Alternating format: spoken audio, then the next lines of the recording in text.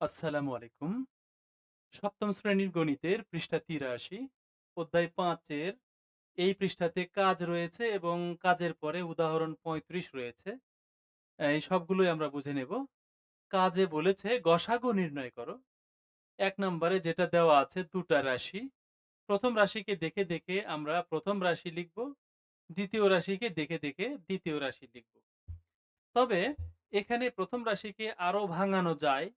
দ্বিতীয় রাশিকেও ভেঙে লেখা যায়। তবে এই লেখাগুলো আ আমাদের খুব কাজে লাগবে না। জাস্ট নিয়ম রয়েছে যে গুণ করে দেখাতে হয়। যেমন এটাকে ভেঙে আমরা এখানে সমান চিহ্ন দিব। দিয়ে ৩ গুণন x গুণন x গুণন y গুণন y এভাবে দেখাতে পারি।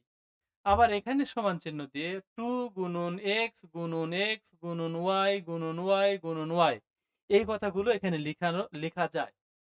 তবে সেটা আ মানে না লিখেও এর চেয়েও সহজভাবে করা যায়।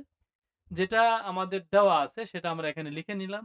নিয়ে লিখব অতএব গসাগু বা অতএব নির্ণেয় গসাগু লিখে দেখো ৩ আর ২ এর আগে গসাগু করব। তাহলে ৩ আর ২ এর গসাগু ১ হবে কারণ ৩ আর ২ এর মধ্যে ছোট হলো ২। ২ দ্বারা ৩ কে ভাগ করা যাচ্ছে না। তাহলে ২ এর হাফ করো। ২ এর হাফ করলে ১ হয়। সেই ১ দ্বারা কিন্তু ১ মানে ৩ কে ভাগ করা যায়। সুতরাং গসাগু হবে এখানে ১ হবে। গসাগু হবে ১। সেই ১ এখানে লেখার কোনো প্রয়োজন নাই। কারণ ১ কে এখানে লিখতে হয় না। আচ্ছা এখন এখানেও x ২ টা আছে, এখানেও ২ টা আছে। তাহলে এই x এর পাওয়ার 2 হবে। সবচেয়ে কম বার 2 ই আছে। যদিও এখানে সমান, সমান আছে। এখানে দেখো ২ বার আছে y, এখানে ৩ বার আছে। তাহলে সবচেয়ে কম যেটা সেটা নাও। এই যে সবচেয়ে কম হলো y এর পাওয়ার 2। এটাই হলো আমাদের গসাগু। আচ্ছা। এরপরে ২ নাম্বারে গসাগু করব। এখানে ৩ টা রাশি। এখানে যেমন ২ টা রাশি, এখানে ১ম রাশি, দ্বিতীয় রাশি, তৃতীয় রাশি লিখব। তাহলে ১ম রাশি এটা, দ্বিতীয় রাশি এইটা, আর তৃতীয় রাশি এইটা। তবে এই যে ৬ কে ভেঙে ৩ দুগুণে ৬ এভাবে দেখালেও হয়, না দেখালেও হয়। কারণ 6 এর মধ্যে ৩ আর ২ গুণ অবস্থায় আছে। সেটা কিন্তু আমাদের জানা কথা। আবার ৯ এর মধ্যে ৩ আর ৩ গুণ আকারে আছে সেটাও আমাদের একদম সহজ আমরা জানি। এভাবে ভেঙে দেখালে ভালো, না দেখালেও সমস্যা নাই। তাহলে সমান এটা না দেখালেও সমস্যা নাই, এটা না দেখালেও সমস্যা নাই। তবে এইটা অবশ্যই লিখতে হবে। অতএব নির্ণেয় গসাগু লিখে ৩, ৬ আর ৯ এর গসাগু কত হবে? অবশ্যই ৩ হবে। কারণ এই ৩ টার মধ্যে সবচেয়ে ছোট ৩। এটাই গসাগু। কারণ এই ৩ দ্বারা ৬ কেও ভাগ করা যায়, ৯ কেও ভাগ করা যায়। তাহলে এইজন্য এখানে ৩ বা ৩। এখন দেখো x এখানে ১ টা, এখানে ২ টা, এখানে ১ টা। তার মানে সবচেয়ে কম আছে ১ বার। এজন্যে x এখানে পাওয়ার নাই। নাই মানে x এর পাওয়ার 1। y আছে সবচেয়ে কম এই যে, সবচেয়ে কম আছে ১ বার। তার মানে 3xy এটাই হলো গসাগু। আর এখান থেকে যদি মিল করতে যাই তাহলে দেখো এখানেও ৩ এখানেও ৩। এইজন্য এই ৩ নেওয়া হলো। এই ২ নেওয়া হলো না। কারণ এখানে ২ আছে এখানে নাই। আবার এখানে ৩ আছে এখানে এই ৩ র আরেকটা জোড়া নাই। এইজন্য ৩ শুধু একবারই হলো। x এখানে ২ টা আছে এখানে ১ টা আছে। এজন্য ১ টা হলো মানে সবচেয়ে কম বার যেটা সেটা নিতে হয়। y ও সবচেয়ে কম বার আছে ১ বার। এটাই হলো আমাদের গসাগু। এরপরে ৩ নাম্বারে এটা একদমই সহজ আমরা সূত্র প্রয়োগ করে করব। তাহলে ১ম রাশি যেটা দেওয়া আছে সেটা লিখব। দ্বিতীয় রাশি যেটা দেওয়া আছে সেটা লিখব। এখন দেখো x স্কয়ার আর ২৫ না লিখে যদি ৫ স্কয়ার দেই, তাহলে দেখো ম্যাজিক একটা সূত্রের সাথে মিলে গেল। x কে a ধরো, ৫ কে b ধরো। এখন পড়ো। a square minus b square. তার মানে একটা সূত্রের সাথে মিলে গেল। তাহলে a plus b into a minus b। ব্যাস এটাকে ভাঙানো হলো। এখন দ্বিতীয় রাশি দেখো a minus b whole square. x কে a ধরো আর ৫ কে b ধরো।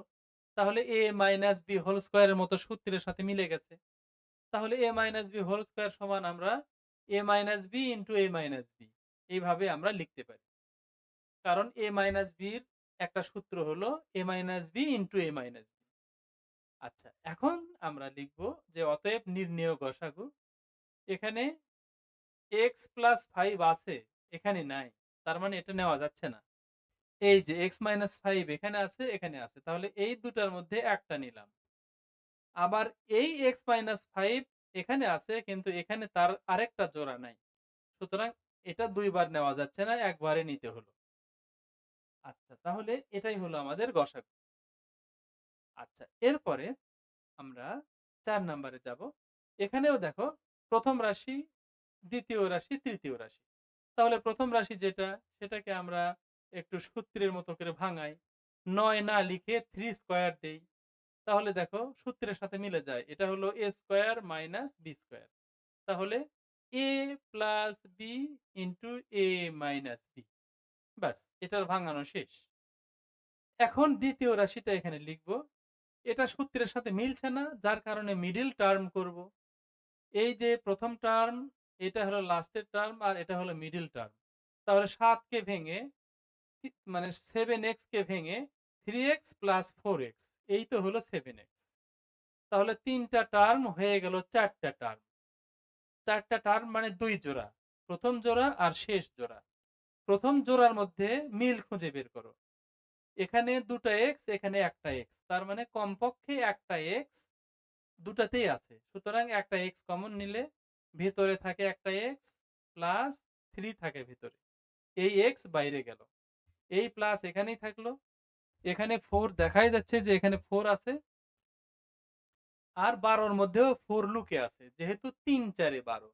দুটাতেই 4 আছে, এজন্য 4 কমন নিলাম। তাহলে আনকমন থাকলো x প্লাস এখানে ১২ র মধ্যে ৪ কমনে গেল, আর 3 এখানে আনকমন থাকলো। এখন মিলাও। বারবার বলছি যে এই ২ টা ব্র্যাকেটের মধ্যে যদি একই না হয়, তাহলে বুঝবে ভুল গিয়েছে মিডল টার্ম করতে অথবা কমন নিতে। এখানে x+3, এখানে x+3 মিলে গেছে। তার মানে ভুল হয়নি। এই ২ টা x+3 র মধ্যে একটা x+3 আমরা এখানে নিব। আচ্ছা, এখানে আমাদের আরেকটা লাইন হবে।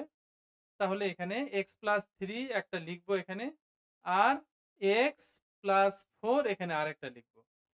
মানে এটা আর এটার জন্য এখানে x+3, আর এই x+4 আরেকটা ব্র্যাকেটের মধ্যে রাখবো। আর ৩য় রাশি এইটা। এটাকে দেখো, এখানে ৩, এখানে ৯ এর মধ্যেও ৩ আছে। তাহলে আমরা এখানে ৩ কমন নিব।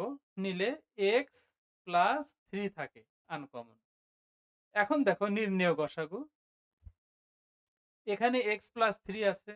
এখানেও আরেকটা লাইন যে করার কথা ছিল, সেখানে x+3 আছে, আর এখানেও x+3 আছে। এইজন্য x+3 হলো গসাগু। আর x-4 এখানে আছে, কিন্তু এখানে নাই, অথবা এখানেও নাই। ব্র্যাকেটের বাইরে এখানে শুধু 3 আছে। এখানেও নাই, এখানেও নাই। ব্র্যাকেটের বাইরে আর কিছু নাই, যার কারণে এটাই হলো আমাদের গসাগু। ব্যাস, শেষ। এখন এখানে 5.5 এ বলেছে লসাগু। এতক্ষণে আমরা গসাগু শিখলাম। শিখে একটু লসাগুর ধারণা নিব। আসলে লসাগু নতুন কিছু নয়। এই রাশিগুলোকে ভাঙানোর পরে ১ম কাজ হলো এই গসাগুর মতো কমন গুলোকে খুঁজে নেওয়া। কমন গুলোকে নেওয়ার পরে আনকমন যেগুলো পড়ে থাকলো, সেগুলোকেও এখানে লিখে দিতে হবে। তাহলেই জাস্ট লসাগুটা হয়ে গেল। আলাদা কোনো নিয়ম নাই। একই নিয়ম। তাহলে নিয়ম কি? এরকম গসাগুর মতো আমরা আগে কমন গুলোকে নিব। নিয়ে, যেমন দেখো এখানে x-3 এখানে আনিনি। লসাগু হলে এটাও আনতে হতো। তারপরে এই 3 কে আনতে হতো। তারপরে x+4 এটাকেও আনতে হতো, যদি লসাগু হতো। আচ্ছা, এই কথাগুলোই এখানে বলবে। পাটিগণিতের কিভাবে লসাগু করতে হয়, এই কথাগুলো এখানে বলেছে। তোমরা পাটিগণিতের লসাগু অবশ্যই জানো যে ৪ এর গুণিতক কিছু আমরা এখানে লিখেছি। এই ডট ডট দেওয়ার অর্থ হলো ৪ এর গুণিতক বা ৪ এর নামতা ৪, ৮, ১২, ১৬, ২০ করতে করতে এর কোনো শেষ নাই। এই জন্য ডট ডট দিয়েছে। ৬ এর কিছু গুণিতক লিখেছে। তারপরে ৪ আর ৬ এর সাধারণ মানে মিল আছে কি কি দেখো। ১২ মিল আছে। এখানে ১২, এখানে ১২। এজন্য ১২। তারপরে ২৪ এর মিল আছে। ৩৬ এর মিল আছে। আচ্ছা, ১ম টা মিল খুঁজে পেলে পরের গুলো এমনিই পাওয়া যায়। যেমন দেখো, আর খুঁজতে হবে না। এই যে ১২ পেলে, এখন ১২ র ডাবল করো 24, 12 কে 3 গুণ করো 36, 4 গুণ করলে 4 বারং 48, পরের মিল হবে এখানে 48। এইভাবে চলতেই থাকবে। আমাদের এত কিছুর দরকার নাই। সবচেয়ে ছোট যে সাধারণ গুণিতক সেটা হলো 12। এই লঘিষ্ঠ মানে সবচেয়ে ছোট। সাধারণ গুণিতকের মধ্যে যেটা সবচেয়ে ছোট সেটাই লসাগু। এইভাবে আমরা যে সংখ্যার লসাগু বের করি পাটিগণিতের, সেটা কিন্তু আমরা জেনেছি। আমরা কিন্তু ক্লাস 6 এ বা 5 এও কিন্তু লসাগু শিখেছি। সেই নিয়মটা এখানে আবারও বলেছে। এখন বলেছে বীজগণিতের ক্ষেত্রে তাহলে কি হবে? এই যে x square plus y স্কয়ারকে x square plus y দ্বারা ভাগ করলে শুধু y হয়। অর্থাৎ এই x স্কয়ার এই x স্কয়ার কেটে দাও। এখানে ২ টা y আর এখানে একটা y। তাহলে এই ১ y আর ২ y এর মধ্যে একটা y কাটো আর একটা y থাকলো, সেটাই হলো ভাগফল। আচ্ছা, এখানে দেখো যে ২ টা x, এখানে একটা x। তাহলে ২ টা x এর মধ্যে একটা x, এই x আর একটা এই x কেটে দাও। তাহলে ২x এর মধ্যে একটা কাটা পড়লো না, সেটাই হলো এটা। আর এখানে ২ টা x আর এখানে ২ টা x সমান, সমান কেটে দাও। তাহলে ভাগফল হলো x। এখন এখানে বলেছে যে এই যে x স্কয়ার y ও x y স্কয়ার, এই যে এর প্রত্যেকটি দ্বারা x স্কয়ার এবং y স্কয়ার নিঃশেষে বিভাজ্য। তার মানে এটাকে এই আহ, এগুলো দ্বারা যদি ভাগ করি তাহলে নিঃশেষে বিভাজ্য হবে, মানে ভাগ করলে ভাগশেষ থাকবে না, ভাগশেষ শূন্য হয়ে যাবে। আচ্ছা, যেমন এখানে কিন্তু নিঃশেষে বিভাজ্য হলো, ভাগশেষ নাই। আচ্ছা, এখন বলেছে যে এক্স স্কোয়ার ওয়াই স্কোয়ার হলো এক্স স্কোয়ার ওয়াই ও এক্স ওয়াই স্কোয়ারের একটি সাধারণ গুণিতক। আসলে এত প্যাঁচের কোনো প্রয়োজন নাই। তোমরা যেভাবে গসাগু করলে রাশিগুলোকে ভাঙাবে, কমন গুলো নিবে, তারপরে যেগুলো আনকমন বাদ দিয়েছ গসাগু করতে সেগুলোকেও নিবে, তাহলেই লসাগু হয়ে যাবে। আসলে এত পেঁচের কোনো প্রয়োজন নাই। আচ্ছা, এখন এখানে যে কথাগুলো বলবে সেই কথাগুলোর সার কথা একই। লসাগু করতে গসাগুর নিয়মে ওই রাশিগুলোকে ভেঙে নিয়ে আগে কমন গুলোকে নাও, তারপরে আনকমন গুলোকেও সাথে নাও, কাউকে ছেড়ে দিও না, তাহলেই লসাগু হয়ে যাবে। আচ্ছা, উদাহরণ ৩৫-এ আমরা একটু খেয়াল করি। এখানে আমরা এত পেঁচাল না পেরে সহজ পদ্ধতিতে অঙ্কগুলো শিখব।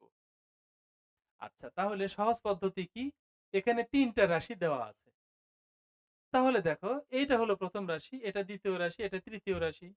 তাহলে সংখ্যার আগে লসাগু করো। ৪, ৬ আর ৮ এর লসাগু কত হবে?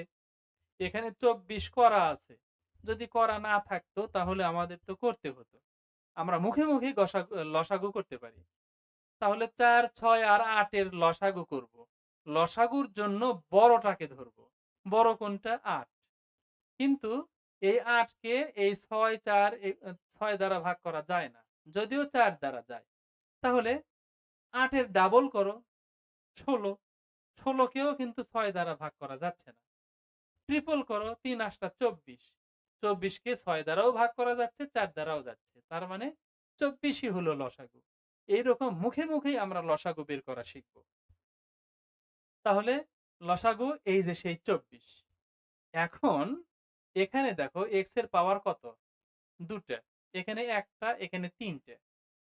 গসাগু হলে সবচেয়ে ছোটটাকে নিতাম, সবচেয়ে কম যেটা সেটা নিতাম। আর লসাগুর ক্ষেত্রে সবচেয়ে বড়টাকে নিবে।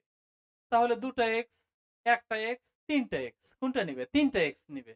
এই যে এক্স টু দি পাওয়ার 3, এই যে দেখো এক্স টু দি পাওয়ার 3 বা এক্স কিউব। তাহলে ওয়াই এর ক্ষেত্রে এখানে ৩ টা ওয়াই, এখানে ৩ টা ওয়াই, এখানে ১ টা ওয়াই। তাহলে অবশ্যই বড়টাকে নিব। এই যে এক্স কিউব। জেড এখানে ১ টা, এখানে ২ টা, এখানে ৩ টা। তাহলে সবচেয়ে বড়টাকে নাও, এটা নাও। ব্যাস হয়ে গেল। আসলে অত পেঁচালের প্রয়োজন নাই। তোমরা এইরকম সহজভাবে বোঝার চেষ্টা করো, সহজভাবে অঙ্ক করার চেষ্টা করো। তাহলে জীবনেও কোনো অঙ্ক ভুল হবে না। সারা জীবন তুমি গণিতে ১০০ তে ১০০ নাম্বার পাবে ইনশাআল্লাহ। ওমা তাওফিক ইল্লা বিল্লাহ। আসসালামু আলাইকুম ওয়া রাহমাতুল্লাহ। এরপরের ভিডিওতে আমরা ৮৪ পৃষ্ঠার এই কাজ লসাগু এবং উদাহরণগুলো, উদাহরণ ৩৬, ৩৭, ৩৮ এগুলো আমরা পানির মতো সহজ নিয়মে বুঝবো। বইয়ে যত কঠিন পেঁচাল থাকুক না কেন, আমরা অত কঠিন পেঁচালে যাব না। আমরা আমাদের মনের মতো করে সহজভাবে এই অঙ্কগুলো সমাধান করব ইনশাআল্লাহ। আসসালামু আলাইকুম ওয়া রাহমাতুল্লাহ।